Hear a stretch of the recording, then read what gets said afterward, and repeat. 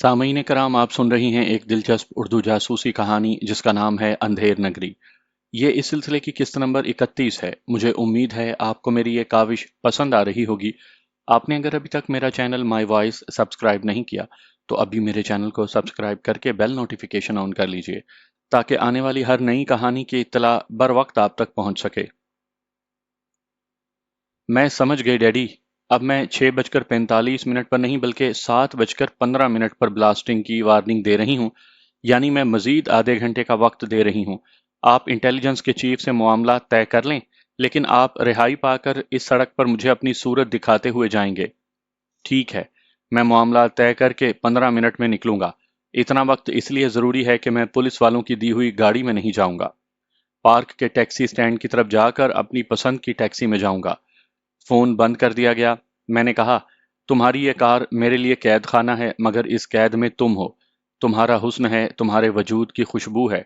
ये अच्छा हुआ कि मैं मजीद आधे घंटे तक इस बहार आफरी पिंजरे में रह सकूंगा। तुम जितने शर्मीले थे उतने ही रोमांटिक हो रहे हो। अभी तुम पूछ रही थी कि मरने के लिए 8 मिनट रह गए हैं और मैं आइंदा तुम्हारी कदर करते रहने की बात कर रहा हूं।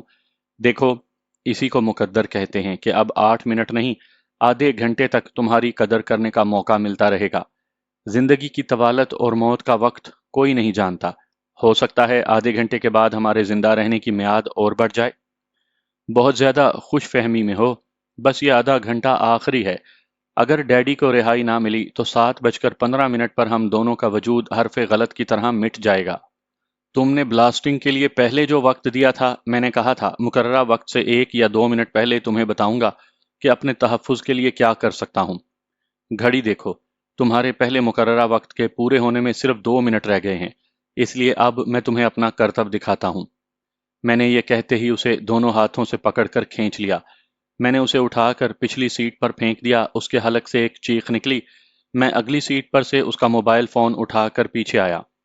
वो सीट पर गिरने के बाद उठना चाहती थी। मैंने उसे दबोचकर फिर लिटा दिया। वो मेरे शिकंजे में पहले ढीली पड़ गई, फिर जरा सख्त लहजे में बोली, क्या हराम मौत मरना चाहते हो? किसी कुंवारी के साथ कुंवारा मरने को हराम मौत कहते हैं तो ऐसी मौत का तजर्बा हो जाए। क्या तुम यहां आने वाली मौत को मजाक समझ रहे हो? वो मर्द ही क्या जो मौत को मजाक ना बना दे। भाई, ज्यादा से ज्यादा कयामत के दिन यही पूछा जाएगा ना कि मैंने मरने से पहले मुंह काला क्यों नहीं किया। ये मसला पैदा होगा कि मेरी मौत को हराम करार दे दिया जाए या नहीं। मेरे डैडी रिहाई पाकर यहां से गुजरते वक्त मुझे नहीं देखेंगे तो जानते हो क्या होगा? वो भी कार के करीब आकर कलर्ड शीशे पर दस्तक देकर कहेंगे, बेहया, कलमुही, बंद गाड़ी में रंगरलियां मना रही है, दरवाजा खोल। ये तो मैं भी दरवाजा खोलने का बटन दबाना जानता हूं। जानना सिर्फ यह है कि बम ब्लास्टिंग का बटन कौन सा है। मैं नहीं बताऊंगी तुम्हें, और मैं नहीं पूछूंगा। जानती हो क्यों? ये बात छोटी सी अकल से भी सोची जा सकती है कि धमाका करने वाला बटन कोई सा हो, उसको दबाने के लिए एक हाथ या एक उंगली की जरूरत होती है। मैं पिछली सीट पर इसीलिए तुम्हें लाया हूं कि तुम यहां से अपने हाथ और पांव बढ़ाकर ना उस बटन तक पहुंच सकोगी और ना ही उसे दबाकर धमाका कर सकोगी। वो हैरानी और परेशानी से मुझे देखते हुए सोचने लगी कि अब उसे क्या करना चाहिए। फिर वो मेरी गिरफ्त से निकलने की जद्दोजहद करने लगी। पहले मुतमईन थी इसलिए आराम से मेरी गिरफ्त में थी, लेकिन अब तड़प कर निकलने की कोशिश करने लगी। वहां से हाइड पार्क यकीनन 2 किलोमीटर दूर होगा। वहां से अमीर हमजा, शमशेर सिंह कालिया, इंटेलिजेंस का चीफ बाहर आ गए थे। पार्क के बाहर उनकी गाड़ियां खड़ी थीं, कई मुसल्ला पुलिस वाले और अमीर हमजा के जानिसार इधर उधर आम लोगों की हैसियत से मौजूद थे। शिल्पा ने बाप को रिहाई दिलाने के लिए सब पर जहनी दबाव डाला हुआ था। अमीर हमजा नहीं चाहता था कि इस कार के अंदर मुझे कोई नुकसान पहुंचे, और यह कानूनी तकाजा भी था कि इस कार में मौजूद 2 इंसानों की जानें बचाई जाएं। और ऐसा करने के लिए वो अंडरग्राउंड के एक गॉडफादर को रिहा करने पर मजबूर हो रहे थे। इंटेलिजेंस के चीफ ने उसकी रिहाई के लिए अपनी ये बात मनवाई थी कि वो बम ब्लास्टिंग के मुकर्ररा वक्त में तब्दीली करे, और शिल्पा ने राजी होकर उन्हें मजीद आधे घंटे का वक्त दिया था। अमीर हमजा ने शमशेर सिंह कालिया से कहा, अपनी बेटी से कहो कि तुम्हें रिहाई दी जा रही है, इसके एवज वो फरमान को रिहा कर दे, उसे कार से बाहर जाने दे। शमशेर सिंह कालिया ने हंसते हुए कहा, फरमान तो मेरा शिकार है और तुम मुझे रिहा नहीं कर रहे हो। ये कानून के मुहाफिज नहीं चाहते कि 2 इंसानों की जान जाए और बम धमाके के बाइस शहरियों में खौफो हिरास पैदा हो। ये मेरा और कानून के मुहाफिजों का मामला है। अमीर हमजा ने कहा, بیٹی کی چالاکی پر بہت چہک رہے ہو۔ تمہیں میری بیٹی کی ذہانت کی داد دینی چاہیے۔ فرمان اپنی ماں کی توہین کا بدلہ مجھ سے لینا چاہتا تھا، اسے میری بیٹی نے پنجرے میں بند کر دیا۔ تم برسوں سے میرے مخالف ہو، آج مجھے ہلاک نہ کرتے تو اپاہج بنا دیتے، یا ان افسران کے تعاون سے مجھے آہنی سلاخوں کے پیچھے بھیج دیتے، مگر میری بیٹی کی ایک چال نے آج تمہارے جیسے شاطر کو بھی بے بس کر دیا۔ میں تمہارے سامنے رہائی پا کر جاؤں گا اور تم میرا کچھ نہیں بگاڑ سکو گے۔ امیر حمزہ نے کہا، میں ابھی تمہاری بیٹی کی چال کو ناکام بنا سکتا تھا، مگر میں فرمان علی کے بارے میں کچھ نہیں جانتا ہوں۔ اگر پہلے سے واقفیت ہوتی تو فون کے ذریعے میرے ایک اشارے پر وہ کار میں بیٹھے بیٹھے بازی پلٹ دیتا۔ کالیا نے کہا، دیر کس بات کی ہے، فون پر اسے اشارہ دو۔ نہیں، فون تمہاری بیٹی بھی سنے گی اور وہ محتاط ہو جائے گی۔ انٹیلیجنس کا چیف مزید وقت ملنے کے بعد فون کے ذریعے اپنے اعلیٰ افسران سے باتیں کر رہا تھا اور کوڈ ورڈز میں کہہ رہا تھا کہ کالیا کسی بھی ٹیکسی میں جائے، سادہ لباس والے قانون کے محافظ اس کا تعاقب کریں۔ چیف نے اچھی طرح خفیہ پلاننگ کرنے کے بعد شلپا کے موبائل فون کے نمبرز ڈائل کیے۔ تھوڑی دیر تک دوسری طرف سے آواز آتی رہی لیکن کوئی فون اٹینڈ نہیں کر رہا تھا۔ چیف نے فون کے وائڈ اسپیکر کو آن کرتے ہوئے کالیا سے کہا، ادھر فون کا بزر بول رہا ہے مگر تمہاری بیٹی فون اٹینڈ نہیں کر رہی۔ وائڈ اسپیکر سے بزر کی آواز بند ہو گئی۔ ادھر سے میں نے فون کو آن کر دیا تھا لیکن مجھے اور شلپا کو بولنے کی فرصت نہیں تھی۔ انٹیلیجنس کا چیف امیر حمزہ اور شمشیر سنگھ کالیا وغیرہ سوالیہ نظروں سے وائڈ اسپیکر کو دیکھ رہے تھے اور وہاں سے ابھرنے والی جذباتی آوازیں سن رہے تھے۔ آوازیں طرح طرح کی ہوتی ہیں، وہ آوازیں الفاظ ادا نہیں کرتی لیکن آواز کی ادائیگی سے کچھ سمجھاتی ہیں اور کچھ سمجھنے کے لیے تجسس برقرار رکھتی ہیں۔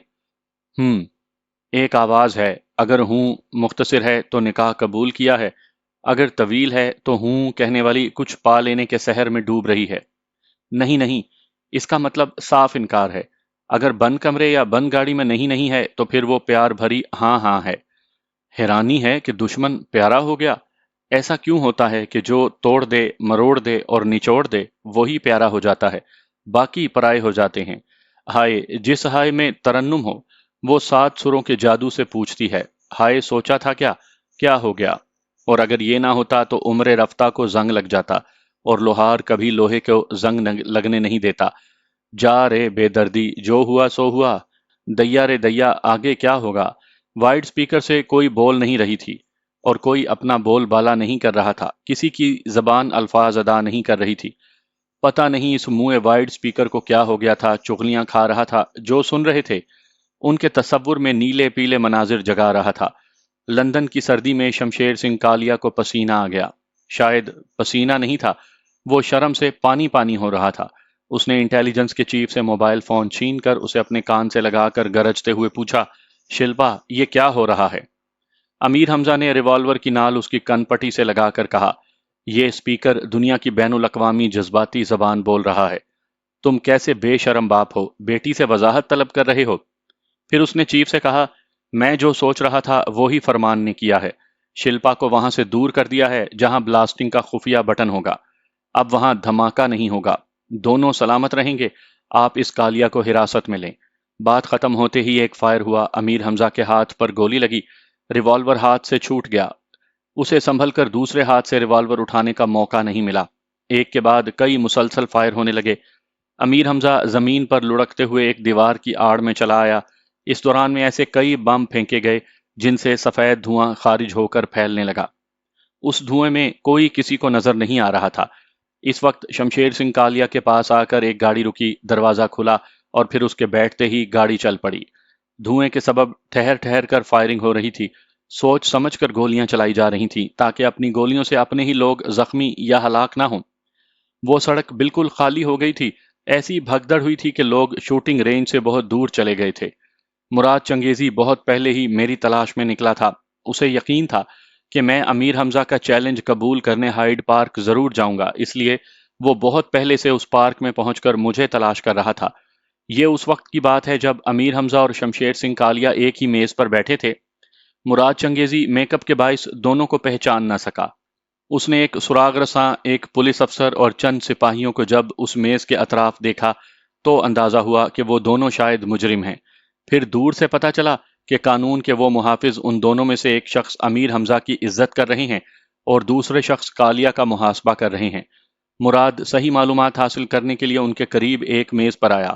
رفتہ رفتہ ان کی گفتگو سے پتہ چلا کہ ان میں سے ایک امیر حمزہ ہے اور وہ شمشیر سنگھ کالیا کو گرفتار کروا رہا ہے، مگر گرفتاری کا معاملہ کچھ طول پکڑ رہا ہے۔ اس کی وجہ بھی معلوم ہوئی کہ اس کی بیٹی شلپا اس پارک سے کچھ دور کسی کو یرغمال بنا کر اور بم دھماکے کی دھمکی دے کر اپنے باپ کی رہائی کا مطالبہ کر رہی ہے۔ امیر حمزہ اور ان افسران کے درمیان جو باتیں ہوتی رہیں، پھر فون کے ذریعے شلپا سے رابطہ ہوتا رہا تو ان کی گفتگو کے دوران میں میرا ذکر ہوا۔ تب مراد کو معلوم ہوا کہ شلپا نے مجھے قیدی بنا کر اپنے پاس بند کار میں بٹھایا ہے۔ کوئی خودکار دروازے کو باہر سے کھول نہیں سکے گا اور کار کے اندر ایک خفیہ بٹن ہے جسے دباتے ہی کار سے منسلک بم پھٹ پڑے گا۔ مراد چنگیزی کو یقین تھا کہ قانون کے محافظ اس کار کے اندر دو انسانوں کو مرنے نہیں دیں گے۔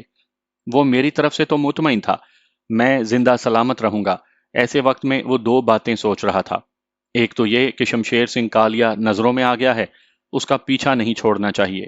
دوسری بات یہ کہ موبائل فون کے ذریعے مجھ سے بات کرے اور یہ سمجھائے کہ جب بچاؤ کی کوئی صورت نہ رہے تو شلپا کو دونوں ہاتھوں اور پیروں کا استعمال کرنے کا موقع نہ دو۔ اس طرح وہ دھماکہ نہیں کر سکے گی۔ لیکن اس نے اس دوسرے خیال کو مسترد کر دیا۔ یہ سمجھ میں آنے والی بات تھی کہ مجھے جو ہدایت دی جائے گی اسے شلپا ضرور سنے گی، پھر وہ میرے قریب آنے سے پہلے ہی بم بلاسٹنگ کا بٹن دبا دے گی۔ مراد نے یہ سوچ کر صبر کیا کہ قانون کے محافظ مجھے ضرور بچائیں گے اور میں ذہانت سے کام لوں تو وہی کروں گا جو وہ سوچ رہا ہے۔ انٹیلیجنس کے چیف امیر حمزہ، شمشیر سنگھ کالیا اور مسلح سپاہی پارک کے باہر آئے کیونکہ شلپا نے آدھے گھنٹے کا وقت بڑھا دیا تھا۔ وہ لوگ شمشیر سنگھ کالیا کو وہاں سے کسی ٹیکسی میں روانہ کرنے والے تھے۔ مراد چنگیزی بھی کچھ فاصلہ رکھے ہوئے اس کے ساتھ تھا۔ ایسے ہی وقت بازی پلٹ دی گئی تھی۔ امیر حمزہ نے کالیا کو گن پوائنٹ پر رکھا تو اچانک گولیاں چلنے لگیں۔ گیس بموں کے ذریعے سفید دھواں اس طرح پھیلنے لگا کہ ایک دوسرے کو دیکھنا اور پہچاننا دشوار ہو گیا۔ مراد چنگیزی بڑی محفوظ جگہ تھا۔ اس نے امیر حمزہ کو دیکھا جس کے ہاتھ سے ریوالور گر گیا تھا اور وہ زمین پر لڑکتا ہوا ایک دیوار کی آڑ میں آ گیا تھا۔ اس کے باوجود امیر حمزہ محفوظ نہیں تھا۔ جس دیوار کی آڑ میں وہ تھا اس کے دائیں بائیں سمت سے کبھی کبھی گولیاں آ کر اس دیوار سے لگ رہی تھیں۔ مراد چنگیزی کچھ فاصلے پر چھپا ہوا تھا۔ اس نے چیخ کر آواز دی، حمزہ صاحب ادھر دیکھیں۔ امیر حمزہ نے ادھر دیکھا۔ مراد نے اپنے ریوالور کو اس کی طرف اچھالا، اس نے کیچ کیا، پھر دائیں بائیں فائرنگ کرتا ہوا زمین پر رینگتا ہوا مراد کے پاس محفوظ جگہ پہنچ گیا۔ مراد نے کہا، اس دھوئیں میں کچھ نظر نہیں آ رہا، کیا آپ نے شمشیر سنگھ کالیا کو دیکھا ہے؟ نہیں، مگر جہاں وہ تھا وہاں ایک گاڑی کے رکنے اور پھر جانے کی آواز سنی ہے۔ اگر وہ فرار ہو گیا ہے تو ہو سکتا ہے کہ پولیس والے یا میرے جان باز اس کا پیچھا کر رہے ہوں۔ اسے ہاتھ سے نکلنا نہیں چاہیے۔ مشکل یہ ہے کہ ہمارے پاس اسلحہ نہیں۔ میرے پاس ایک ہی ریوالور ہے، یہ میں نے آپ کو دے دیا، پھر پتہ نہیں چل رہا کہ کس کے آدمی کہاں کہاں سے فائر کر رہے ہیں۔ امیر حمزہ نے اپنے ہاتھ میں ریوالور کو دیکھا، پھر کہا، اوہ آپ کا شکریہ، میں پوچھنا بھول گیا کہ آپ کون ہیں۔ آپ نے ایسے خطرناک حالات میں اپنی گن مجھے دے دی ہے۔ مراد نے مسافے کے لیے ہاتھ بڑھا کر کہا، پتہ نہیں آپ مجھ سے مسافہ کرنا پسند کریں گے یا نہیں، میرا نام مراد چنگیزی ہے۔ امیر حمزہ نے چونک کر اسے دیکھا۔ مراد نے کہا، میں خالی ہاتھ ہوں، آپ کے پاس بھرا ہوا ریوالور ہے۔ اگر آپ مجھے خفیہ ایجنسی کا آلائے کار سمجھتے ہیں تو مجھے گولی مار دیں۔ امیر حمزہ نے اسے کھینچ کر گلے لگا کر کہا، برادر ہمارے درمیان غلط فہمی پیدا ہو گئی تھی۔ اگر صرف اتنا ہی کہہ دیا جاتا کہ فرمان ایک عظیم لیڈی سرجن آمنہ خاتون کا بیٹا ہے تو میں سر کے بل چلتا ہوا فرمان کے پاس آ جاتا۔ ابھی تو کار کے اندر شلپا نے اسے پھنسایا ہوا ہے۔ امیر حمزہ نے ہنستے ہوئے کہا، آپ نے وائڈ سپیکر سے آوازیں نہیں سنی؟ وہ ذہین ماں کا بیٹا ہے، اس نے بازی پلٹ دی ہے۔ پہلے شلپا نے اسے پھانسا تھا، اب اس نے اسے پھانس لیا ہے۔ پھر تو مجھے معلوم کرنا چاہیے کہ وہ کیا کر رہا ہے، اس کار سے نکل چکا ہے یا نہیں۔ وہ موبائل پر میرے فون کے نمبر ڈائل کرنے لگا۔ میں کار کے جذباتی اور رومانی ماحول میں ایسا بخیریت تھا کہ ایسی خیریت کی نیک تمنائیں اپنے نوجوان سامعین کے لیے بھی کرتا رہوں گا۔ انسان چاہے تو اپنے حالات سے اچھے اچھے سبق سیکھتا ہے، مثلاً یہ کہ برے حالات سے لڑنا چاہیے، لیکن اپنی طاقت کے غرور میں یہ نہیں بھولنا چاہیے کہ خدا صرف ہمارا نہیں، ہمارے مقابل کا بھی ہے۔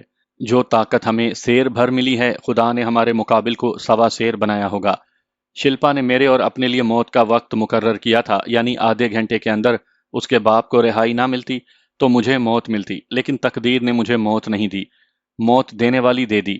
وہ جو چاہتی تھی وہ نہیں ہوا، وہی ہوا جو منظور خدا ہوا۔ پھر میں اور شلپا دونوں ہی چونک گئے۔ हड़बड़ा कर पिछली सीट पर उठ बैठे।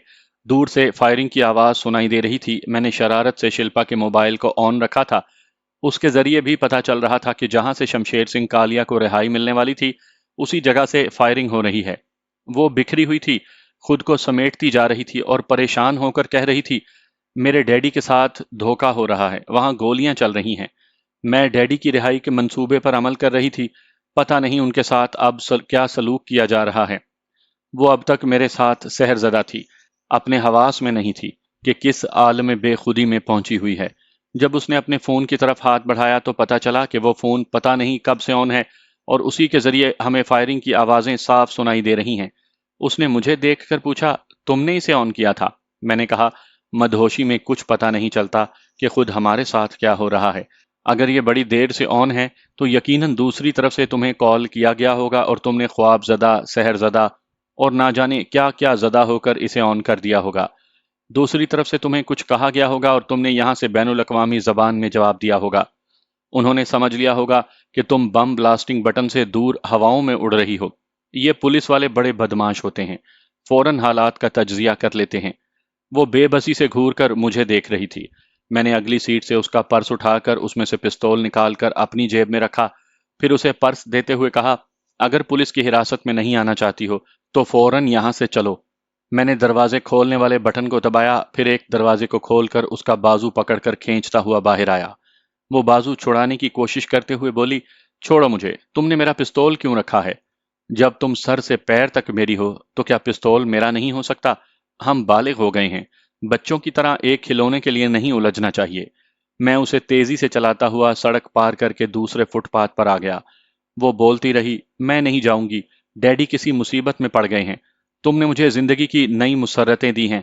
मुझसे मोहब्बत करते हो तो इस जगह अजनबी बनकर चलो, जहां मेरे डैडी और पुलिस वाले हैं।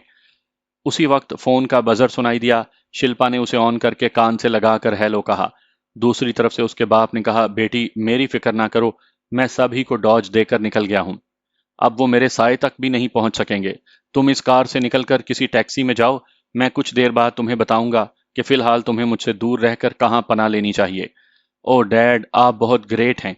कानून के लंबे हाथ आपको कभी पकड़ नहीं पाएंगे। मैं बाप बेटी की पूरी बातें ना सुन सका।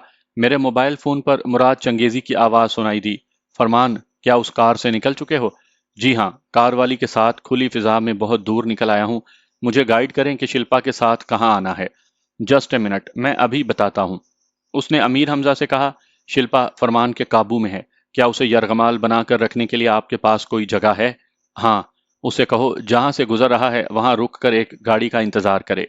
मेरे दो जानिसार उस गाड़ी से उतरकर ये कोड वर्ड्स अदा करेंगे, Amir Hamza for Farman and Farman for Amir Hamza. ये कोड वर्ड्स सुनते ही फरमान शिल्पा के साथ उस गाड़ी में बैठ जाए। मुराद चंगेजी ने फोन पर पहले मुझे ये बताया कि अमीर हमजा और हमारे दरमियान गलत फहमी खत्म हो गई है और वो मेरी अम्मी की अजमत के कायल हैं और उनका एहतराम भी करते हैं। फिर मैंने बताया कि मैं किस दुकान के सामने फुटपाथ पर खड़ा हुआ हूँ और जो गाड़ी वाले मेरे पास आकर मुकर्ररा कोड वर्ड्स अदा करेंगे, मैं उस गाड़ी में शिल्पा के साथ जाऊंगा। मैंने फोन बंद किया। वो बोली, मैं तुम्हारे साथ नहीं जाऊंगी, तुम मेरे साथ चलो। मैंने उसकी बात का कोई जवाब नहीं दिया तो वो मुझे गुस्से से देख कर बोली, क्या तुम मुझे जबरन ले जा सकोगे?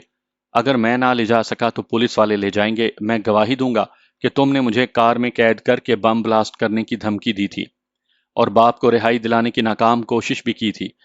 तुम कानून के शिकंजे में रहोगी तो तुम्हारा बाप कभी तुम्हें रिहाई नहीं दिला सकेगा।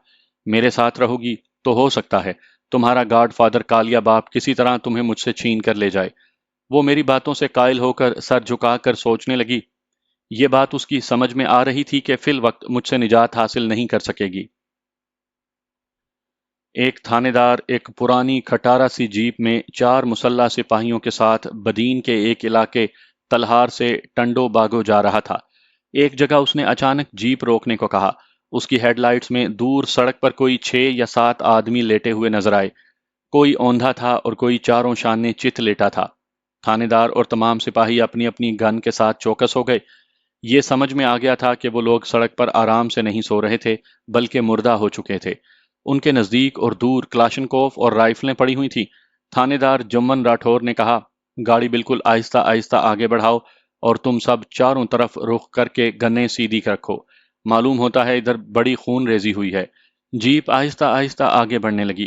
اس کی روشنی میں خون کی سرخی نظر آنے لگی۔ ان سب مرنے والوں کا لہو سڑک پر بہہ رہا تھا۔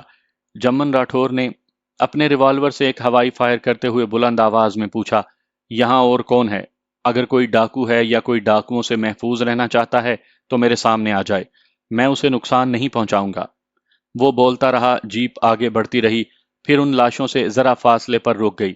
وہ سب جیپ سے اتر کر محتاط انداز میں چاروں طرف سے آگے بڑھے۔ آگے کچھ دور ایک اور شخص کی لاش پڑی ہوئی تھی۔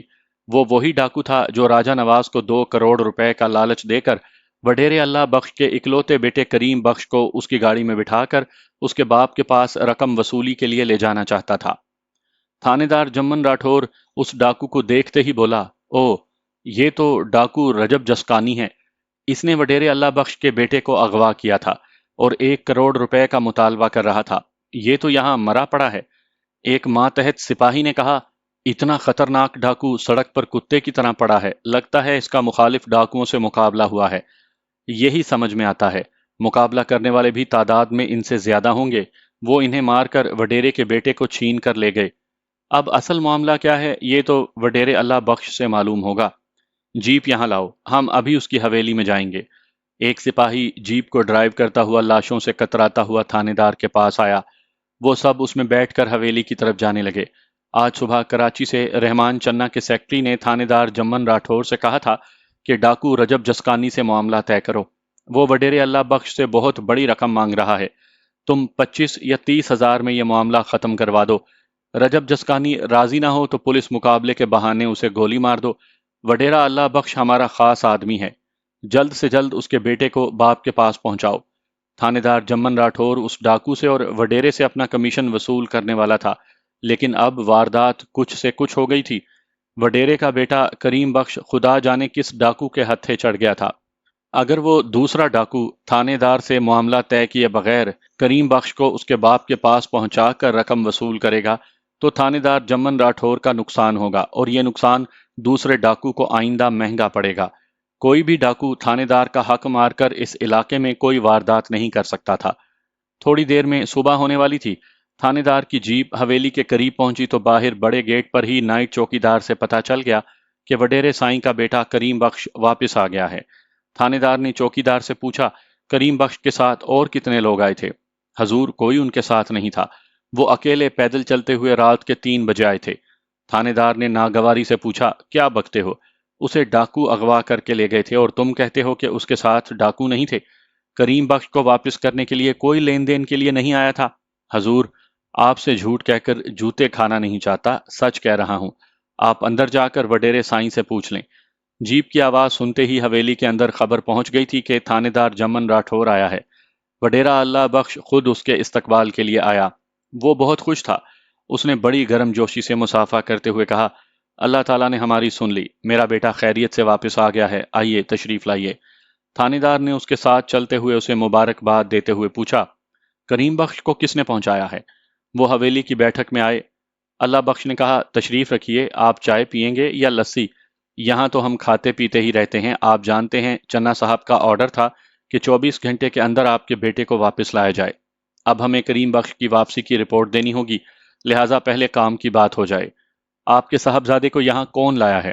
اللہ بخش نے کہا، کوئی رحمت کا فرشتہ تھا، ایک گاڑی اس راستے سے گزر رہی تھی جہاں سے ڈاکو رجب جسکانی اپنے ساتھیوں کے ساتھ میرے بیٹے کو یہاں لا رہا تھا۔ وہ فرشتہ بہت دلیر تھا، اس نے رجب جسکانی اور اس کے تمام ساتھیوں کو مار ڈالا، پھر کریم بخش کو بستی میں چھوڑ کر چلا گیا۔ تھانے دار نے کہا، سائیں، آپ جہاں دیدہ ہیں، کیا یہ بات ماننے والی ہے کہ ایک شخص نے تنہا 7 ڈاکو مار دیے؟ کیا آپ نے اسے دیکھا ہے؟ وہ کون ہے؟ اس نے اپنے بارے میں کچھ تو بتایا ہوگا۔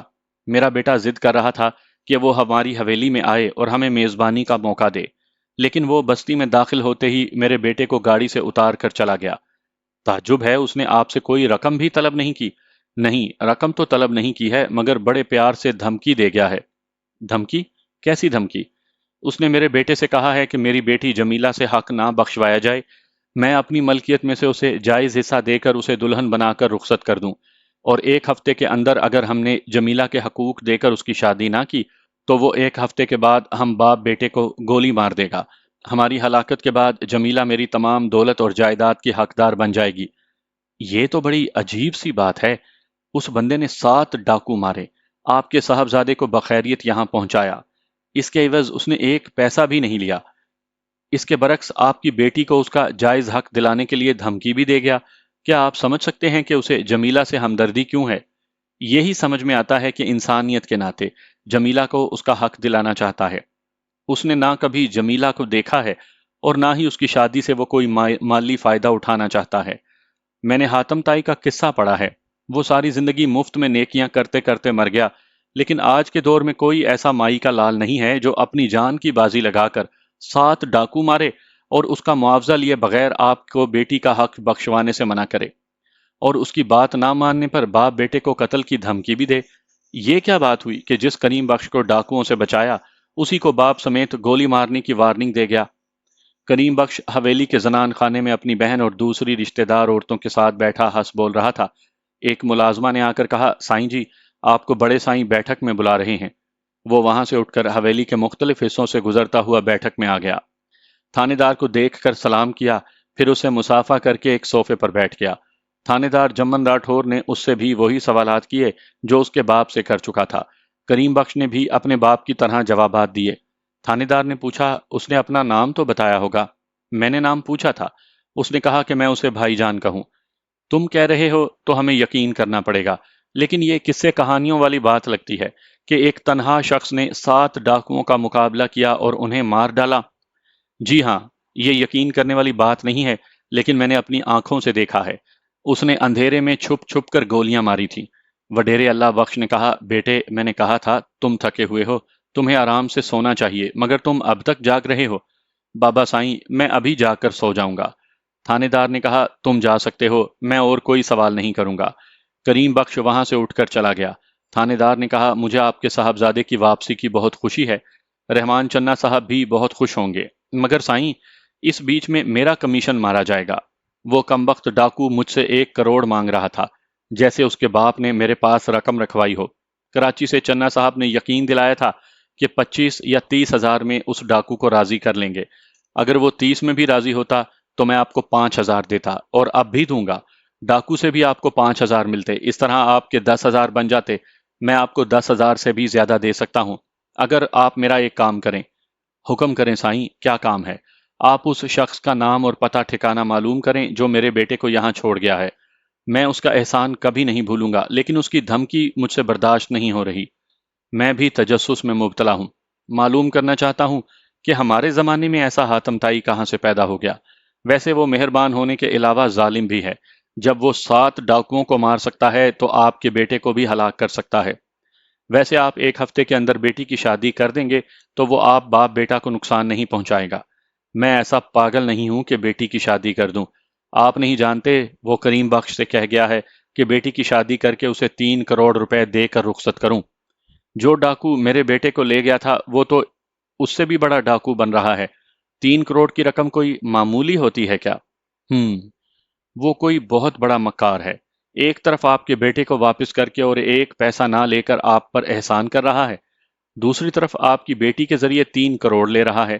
اب میں سمجھ رہا ہوں، وہ آپ کا بیٹا دے کر آپ کی بیٹی کو 3 کروڑ روپے کے ساتھ اغوا کر کے لے جائے گا۔ یہی بات میں اپنے بیٹے کریم بخش کو سمجھا رہا ہوں، لیکن وہ تو اسی اجنبی کے گن گا رہا ہے۔ صاف کہتا ہے کہ جمیلہ کی شادی 1 ہفتے کے اندر کر کے اسے 3 کروڑ دیے جائیں۔ میں نے اس سلسلے میں بیٹے سے حجت نہیں کی ہے، وہ میرا گمشدہ سرمایہ ہے جو مقدر سے واپس مل گیا ہے۔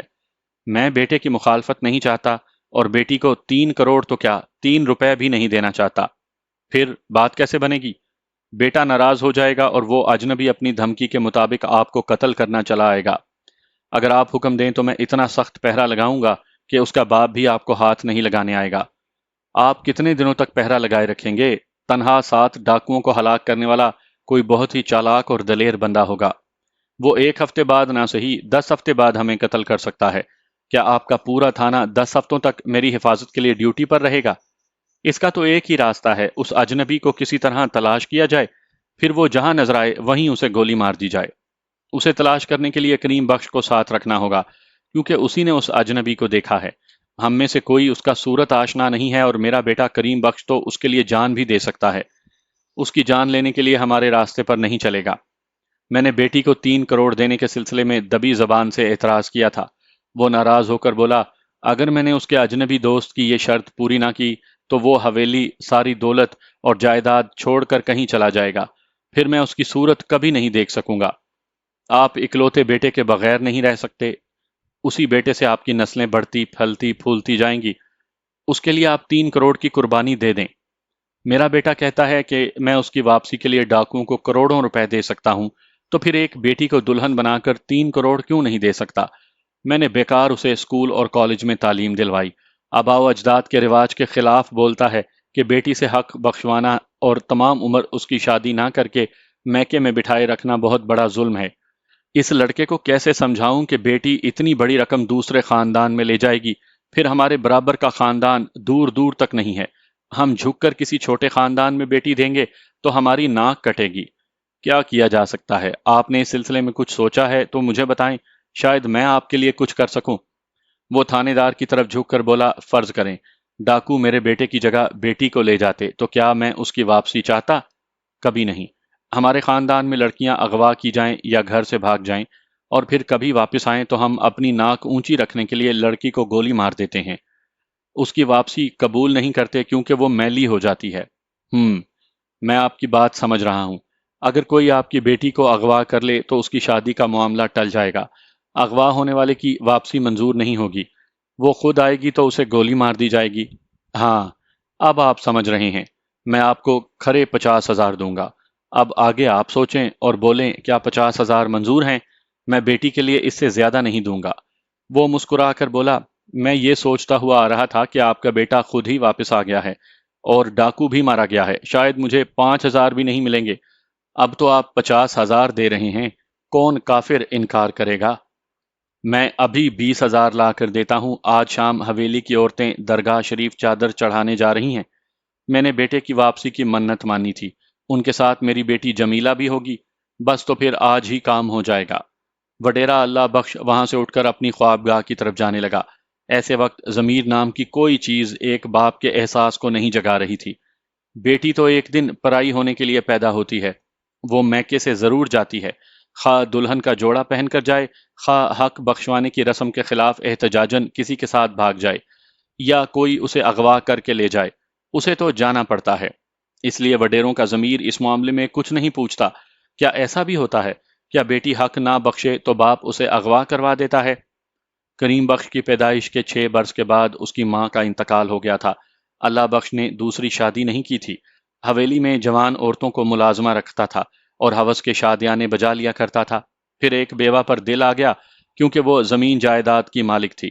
اس کی کوئی اولاد بھی نہیں تھی۔ اس نے شادی کا پیغام بھیجا۔ بیوہ نے کہا، میں شادی کروں گی لیکن وعدہ کیا جائے کہ بیٹی ہوگی تو اس سے فرسودہ رواج پر عمل کر کے حق نہیں بخشوایا جائے گا، بلکہ میری ملکیت میں سے اسے حصہ دے کر اس کی شادی کروا دیں گے۔ اللہ بخش نے وعدہ کیا، اس مالدار بیوہ سے شادی کر لی۔